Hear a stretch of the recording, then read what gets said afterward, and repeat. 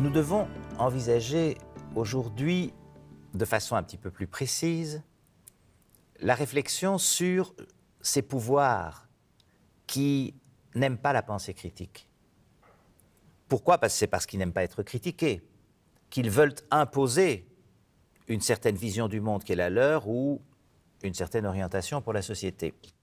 Alors, il y a bien sûr des problèmes de terminologie. Il n'y a pas d'abord que les églises. Tout à l'heure, ou la dernière fois, je vous avais parlé de l'Église qui se prétendait l'intermédiaire entre les hommes et Dieu et les textes sacrés, et qui donc imposait des orientations aux individus par argument d'autorité.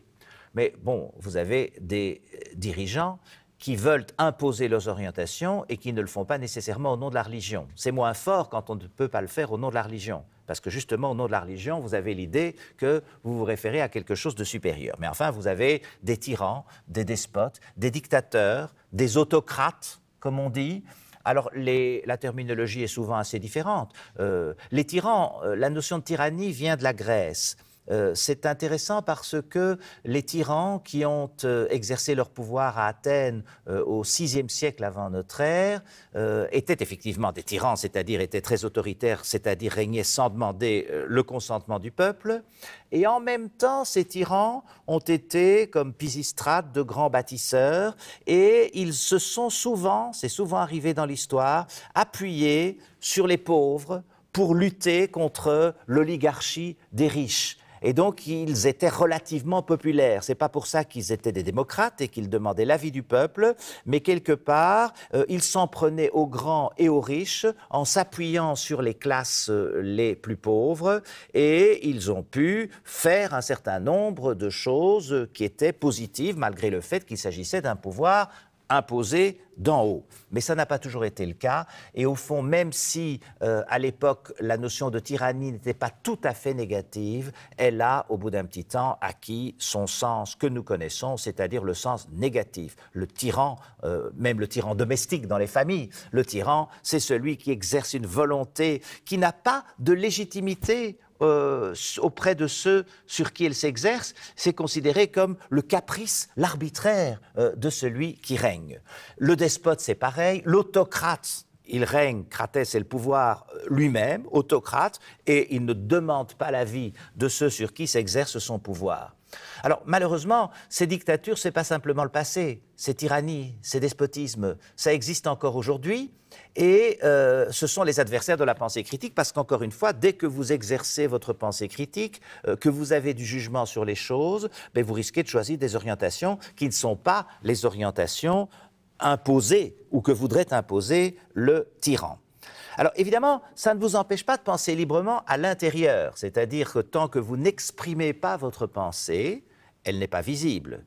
Vous voudriez l'exprimer, parce que vous voudriez parler à d'autres gens pour leur dire « j'ai peut-être de bons arguments, j'ai peut-être de bons arguments à échanger ». En même temps, dès que vous rendez votre pensée critique visible, elle est aussi visible pour le tyran, et si le tyran n'aime pas ça et a le pouvoir de la supprimer, vous risquez d'être réprimé. Et donc, au fond, vous avez là une liberté de pensée intérieure sans liberté d'expression. La liberté d'expression étant justement la liberté d'exprimer en public ce que vous pensez, et par définition, c'est ce que vous ne pouvez pas faire sous la tyrannie. Et donc, il faut savoir que cette activité intérieure, c'est très peu de choses qui vous restent. Le fort de la conscience, comme on dit, dans lequel le tyran ne peut pas entrer, eh bien, vous allez voir que plus tard, quand nous parlerons du totalitarisme, vous allez avoir des pouvoirs qui vont même être capables d'entrer à l'intérieur des consciences. Au moins, le tyran n'est-il pas capable de faire cela?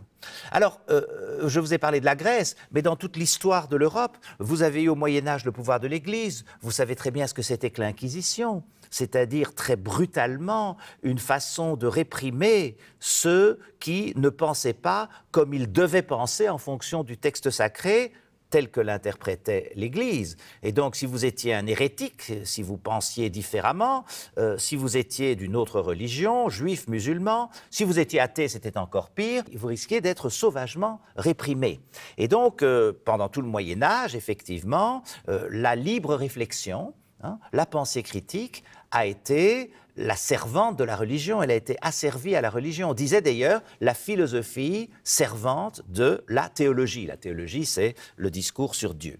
Et puis, vous avez eu à l'époque moderne la formation des grands États. Les grands États européens, la France, l'Angleterre, etc., se sont formés à l'époque moderne et pendant tout un temps, ils ont eu des rois qui se disaient de droit divin aussi, c'est-à-dire ils disaient qu'ils étaient investis par Dieu. Et c'est très important parce qu'à ce moment-là, si le monarque est de droit divin, qui êtes-vous de nouveau pour contester son autorité? Puisque son autorité, il ne la tient pas du peuple, il ne veut pas écouter les arguments du peuple, il la tient de Dieu. Et donc, ces monarchies de droit divin ont été fortement contestées. Il y a eu les grandes révolutions, la Révolution française, etc. Ce n'était pas la fin des tyrannies, mais évidemment, au début du XIXe siècle, avec ces grandes révolutions, c'était effectivement le début d'une contestation très forte des tyrannies.